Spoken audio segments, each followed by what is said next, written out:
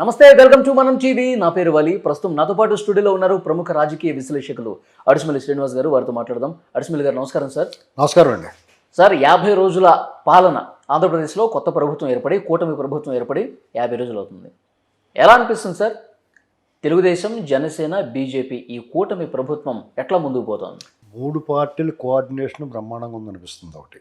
అలాగే TDP Janasena chemistry బాగా work out అయింది. అలాగే బీజేపీ ఎన్డీఏ కేంద్రంలో ఉన్న ప్రభుత్వం కూడా ఇలా పూర్తిగా సహకరించే మూడ్ కనిపిస్తుంది.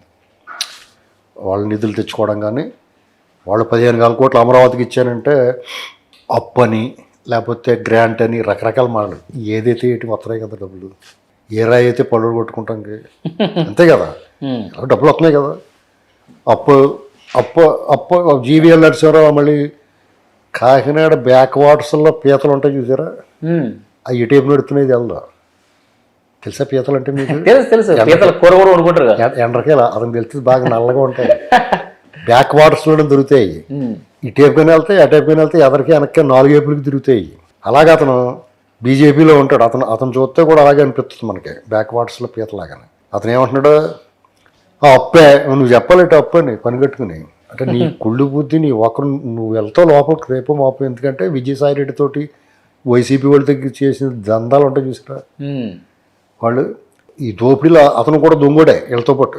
జీవీఎల్ కూడా దొంగోడు వీళ్ళతోటి. రేపు మాపు వస్తుంది బయట కదా బొమ్మ. అలాగే ఒకళ్ళిద్దరు ఇలా పేలినా ఈ ప్రభుత్వం చాలా బాగా పనిచేస్తుందని అనిపిస్తుంది. ఎందుకు రెండు ఒకటి, తెలుగుదేశం పార్టీ కార్యకర్తలు, ప్రజలు జగన్మోహన్ రెడ్డి అరాచకానికి వాళ్ళు వేధింపులకి గురైన వాళ్ళు ఒక సెక్టర్. మొన్న ఓటేసిన వాళ్ళు తెలుగుదేశం రావాలి, ప్రభుత్వం కూటమి ప్రభుత్వం గెలవాలని కోరుకున్న వాళ్ళలో పార్టీ కార్యకర్తలు, అభిమానులు, సానుభూతి పరులు ఒకటి. సామాన్య ప్రజలు ఇది. సామాన్య ప్రజలు ఏమీ నొప్పిలేదు. పెన్షన్లో టపాల్మని 1వ తారీఖు అందించినాయి. ఆల్రెడీ ఇవాళ 1వ తారీఖు కదా, అప్పుడే 80% వెళ్ళిపోయినాయి. 80% పూర్తి అయిపోయింది అప్పుడే. ఓకే. మీకు ఉద్యోగుల జీతాలు గత నెలలో కూడా 1వ తారీఖు పడిపోయి, ఈ నెలలో కూడా 1వ తారీఖు. ఏమన్నా మిగిలిన తరుగు మెరుగుంటే రేపు ఎల్లుండి పడిపోతాయి. వాళ్ళకి జీతం ఇప్పుడు వస్తుందిరా బాబులా చూస్తూ ఉండేవారు పైకి, అనే కదా. అవును. ఇమ్మీడియట్గా మీకు ఎఫెక్ట్ అంటే మార్పు. అమరావతి విషయంలో కానీ రోడ్లు ప్యాచ్ వర్క్లు చేయించేస్తారు కదా, గోతులు లేకుండా మౌలిక సదుపాయాల్లో. విద్యార్థుల విషయంలో డిఎస్సి ప్రకటించారు. అన్నా క్యాంటీన్ల విషయం వాళ్ళు చెప్పిన 5 హామీలు టకమని వాళ్ళు చేసుకుంటా పోతా ఉన్నారు. బాధ్యతలు స్వీకరించిన రోజే వరుసగా 5 సంతకాలు పెట్టేశారు. అట్లా అమలు కూడా వచ్చేసినాయి. అవును. అన్నా క్యాంటీన్ రేపు 15వ తారీఖు ఎప్పటి నుంచో అన్నా క్యాంటీన్ మొదలెడతాం. ఈ తల్లికి వందన మీద గొడవ జరుగుతుంది. తల్లికి వందన మీద గొడవ ఏం లేదండి. వాళ్ళు చాలా క్లారిటీగా చెప్పారు, ఎంతమంది ఉంటే అంతమందికి అతను గొడవ ఉంది. ఇంకా మధ్యలో కావాలని ఒకళ్ళకే అంటున్నారు. ఇప్పుడు మీకు వైసీపీ సోషల్ మీడియా ఉంటుంది కదా, వాళ్ళు చేస్తున్నది తప్పు, చెప్తున్నది అబద్ధం అని తెలిసి కూడా ప్రచారం చేస్తున్నారు. దాన్ని కొన్ని రోజులు పెడతారు. దానికి వీళ్ళు సమాధానం చెప్పుకుంటున్నట్టు ఉన్నాయి. ఇది టీడీపీ క్యాడర్ ఒక రకంగా నాయకత్వం, కొంతమంది ఒక అసంతృప్తి ఉంది. వీళ్ళ నోళ్ళు ఊహించాలి కదా, అబ్యూజివ్ లాంగ్వేజ్ వాళ్ళందరినీ లోపల వేసేయాలి కదా. అధికారులు టీడీపీని వేధించిన వాళ్ళే సాక్షాత్తు చంద్రబాబు నాయుడు గారిని మీద 307 కేసు పెట్టిన వాడిని కృష్ణా జిల్లాగా ఎస్పీ కింద ఇలాగా కొంతమందికి వీళ్ళని ఇబ్బంది పెట్టిన వాళ్ళకి ప్రాముఖ్యత లభించడం ఏంటి ఈ ప్రభుత్వంలో. వాళ్ళ మీద నోటుకొచ్చినట్టు మాట్లాడిన కొడాలని అని వాళ్ళు ఇంకా రోడ్ల మీద తిరుగుతున్నారు అనేటువంటిది ఒక సినిమాల్లో ప్రతీకారంలాగా ఉన్న అందరికీ. చంద్రబాబు నాయుడు గారు వైఖరి ఖచ్చితంగా అది కాదు. అసెంబ్లీ వేదికగానే చెప్పారు కదా. ఈ అసంతృప్తితో ఉన్నారు. అంటే గత ప్రభుత్వంలో రెడ్ బుక్లో, అదే లోకేష్ గారు రెడ్ బుక్లో నోట్ చేసిన వాళ్ళ మీద చర్యలు ఇంకా లేవేటి. నాగార్జున అతను మాట్లాడితే ఆయన వదిలేశారు, చెవిరెడ్డి మోహిత్ రెడ్డిని వదిలేశారు. వాళ్ళందరూ తోలు తీయాలి కదా. అలాగే పోలీస్ డిపార్ట్మెంట్లో కూడా చాలా ఓవర్ యాక్షన్ చేసిన వాళ్ళ మీద ఎందుకు చర్య తీసుకోలేదు. తెలుగుదేశం పార్టీ జగన్మోహన్ రెడ్డి వేధించిన అధికారులకి ఇమీడియట్గా ఎందుకు అవకాశం ఇవ్వలేదు. ఇలా కొంత అసంతృప్తి ఉంది వాళ్ళకి. వాళ్ళు అసంతృప్తి పెట్టుకోవాల్సిన అవసరం లేదనిపిస్తుంది. ఇప్పుడు మొదట్లో అనిపించింది నాకు కూడా. ఇప్పుడు చూస్తుంటే మెల్లమెల్లగా వాళ్ళు ఏంటంటే, ఇదివరకు కూడా చెప్పేవాడు నేను, జగన్మోహన్ రెడ్డి బుర్ర తక్కువడు, బుద్ధిహీనుడు, కాబట్టి గుడ్డ చేయలేమన్నట్టు వ్యవహరించాడు. వీళ్ళు కొంచెం చదువుకున్న వాళ్ళు, తెలివైన వాళ్ళు కాబట్టి చట్ట ప్రకారం ఆడు దోలు తీర్చేస్తారు అనుకుంటున్నాను నేను. అతను అడ్డగోలుకి వెళ్ళాడు. అడ్డగోలుకి వెళ్ళిన పాపానికి పొన్నబోలు గిన్నబోలు వీళ్ళు అడ్డ వాళ్ళందరూ దోలు తీరిపోతుంది. ఇప్పుడు సీతారామయ్య వీళ్ళు అందరూ కూడా మొహం కూడా చుట్టానికి ఇష్టపడలేదు కదా. వీళ్ళు వాళ్ళకి మొత్తం పులి మేక ఆటల్లో గళ్ళు కట్టేసినట్టు గట్టేస్తున్నారు. వీళ్ళు రెక్కలన్నీ చెగ్గొట్టేసిన తర్వాత జగన్మోహన్ రెడ్డిని మూసేస్తారు అనుకుంటున్నాను నేను. చాలా వరకు అక్రమాలు జరిగినాయి, అరాచకాలు జరిగినాయి. వాటన్నిటి మీద కేసులు నమోదు కావాలి. వాడు అధికారంలో ఉన్నప్పుడు, ముఖ్యమంత్రిగా ఉన్నప్పుడు ఏవైతే లూటీ జరిగిందో, భూ కబ్జాలు జరిగాయో, కుంభకోణాలు జరిగాయో, మద్యం కావచ్చు, ఇసుక కావచ్చు, దాని మీద ఇంకా ఏంటి కేసులు బుక్ కాలేదని ఒక ఆలోచన ఉంది కార్యకర్తల్లో. మీకు వన్నాటి మీద ఒక రకమైన ఎంక్వైరీ జరుగుతుందని అనుకుంటున్నానండి నేను. బాపయ్య గారు వాళ్ళు ఏమనుకుంటారంటే టీడీపీ ఇప్పుడున్న ప్రభుత్వం ఎక్కడికి పోతావు చిన్నవాడా అన్న పాట ఉంది కదా, అలాగా వీడు ఎక్కడ పోతాడో వీడి సంగతి చూద్దాం అనుకుని మిగతా అన్ని సరి చేసుకుంటారు అనుకుంటాను నేను. ఎందుకంటే వాళ్ళు తప్పించుకోలేని విధంగా తప్పులు చేశారు. దాని అధికారులు కూడా సహకరించారు. దానికి కారణం ఏంటంటే ఈడే శాశ్వతంగా ఉంటాడని అనుకున్నారు వాళ్ళు. అది అతను అలా చెప్పి కూడా దాంతో మైండ్లో అది ఫిక్స్ అయిపోయింది, శాశ్వతంగా మనమే ఉంటాం, బ్లైండ్కి వెళ్ళిపోయారు. బ్లైండ్కి వెళ్ళిపోయారు. ఇప్పుడు ఏమైంది, బొమ్మ తిరగబడేటప్పుడు వాళ్ళకి ఊపిరి రావట్లేదు. యాక్చువల్గా వాళ్ళు బిక్కు బిక్కుమంటున్నారు. ఇప్పుడు వాళ్ళు ఈ మధ్యన కొంచెం గట్టిగా మాట్లాడుతున్నారు కదా. అవును, మామూలుగా అయితే బెక్స్ చచ్చిపోయి ఉండాలి. ఎవడైనా సరే విపరీతమైన ధీమాగా ధైర్యంగా ఉన్నప్పుడు గట్టిగా మాట్లాడతాడు. ఖచ్చితంగా గట్టిగా లేరు. 11 సీట్లు వచ్చినప్పుడు వాడు ఏ రకంగా గట్టిగా ఉన్నట్టు లెక్క లేదు కదా. 11 లేదా బాగా భయపడిపోతున్నప్పుడు కూడా ఎరికేకలాడతాడు. ఇప్పుడు బాగా భయం వేసేసింది అనుకో, నువ్వేం చేస్తావు, ఓయ్ బాబోయ్ బాబోయ్ అని కేకలాడతావు కదా. అది వాళ్ళు పెట్టేది ఆర్తనాదం. అది యాక్చువల్గా ఓకే, వాళ్ళు చేసేది ఆర్తనాదం. దాని నీళ్ళ మీదకే. ఇప్పుడు అడవిలోకి వెళ్తారండి, ఏదైనా జంతువుల మీద పడిపోతున్నానికి హోయ్ హోయ్ అని అరిచేస్తుంటే అవి ఆగుతాయి కదా, అలాగా అరుతున్నారు వాళ్ళు వీళ్ళని ఆపడానికి. అంతే, కానీ ఛాన్స్ లేదు.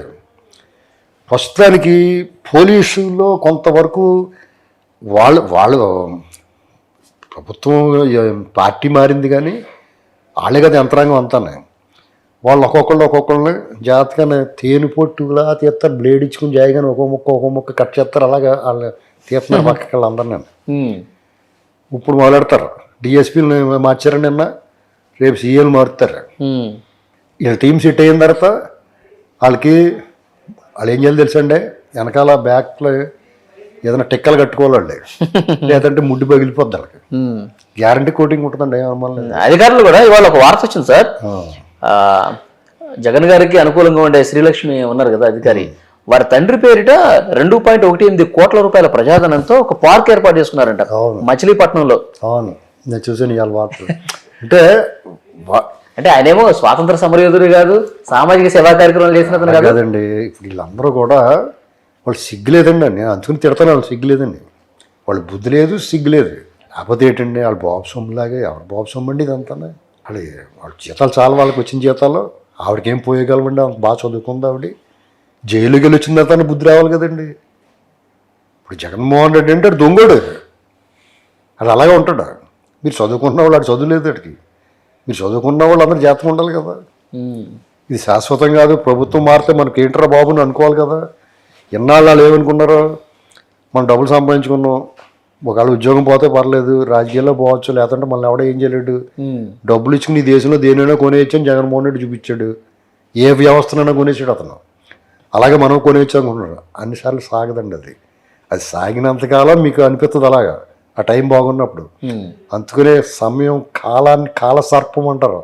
దాని కాటు వేసిందంటే కాలకోట విషయాన్ని మించినటువంటి ఆ కాటు దెబ్బ.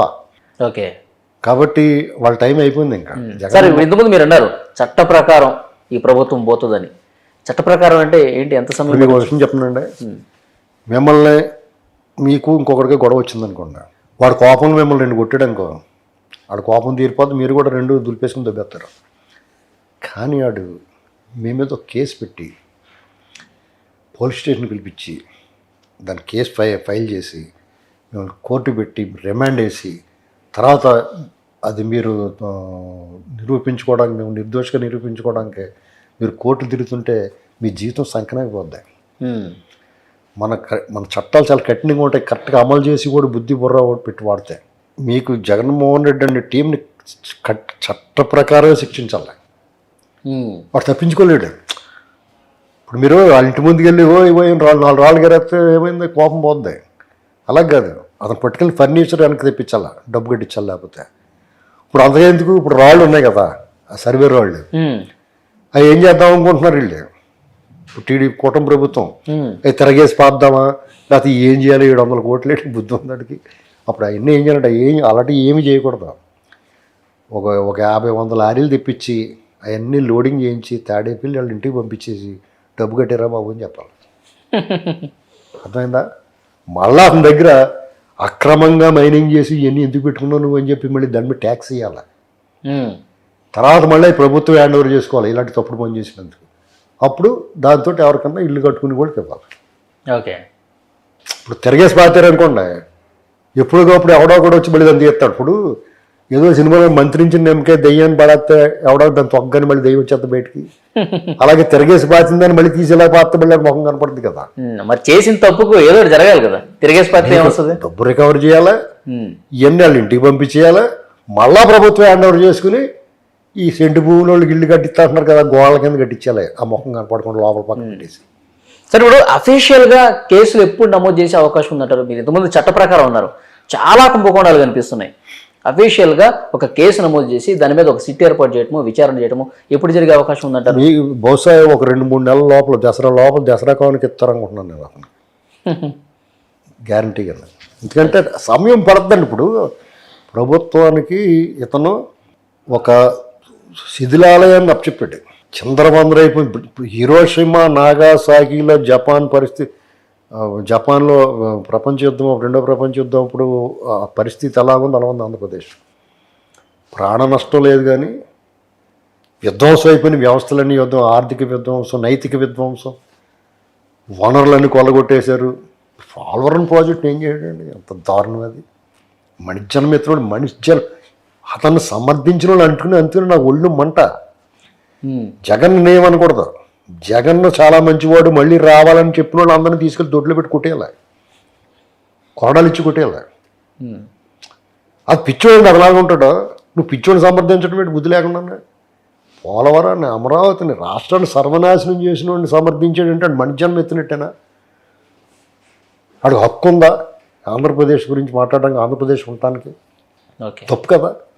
ఇలాంటి అరాచకవాది, నువ్వు డబ్బులు దొంగిలిస్తే దొంగిలించే పోలే.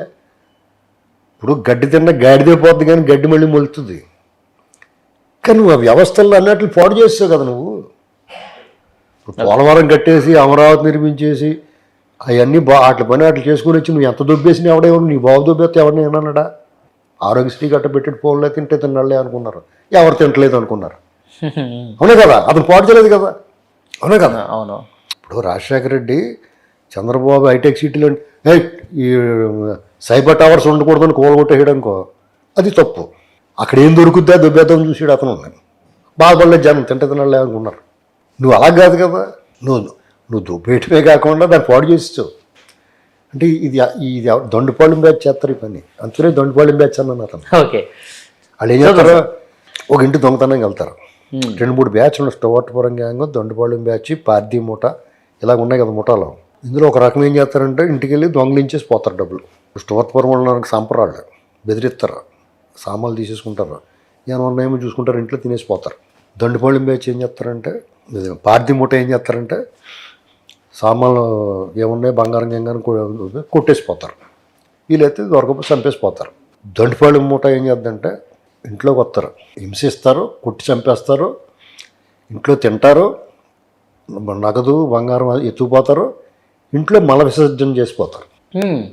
అంటే అత్యంత నీచం. అందుకే వీళ్ళు దొండపాళెం బ్యాచ్ అంటాను నేను. అలాంటి వాళ్ళు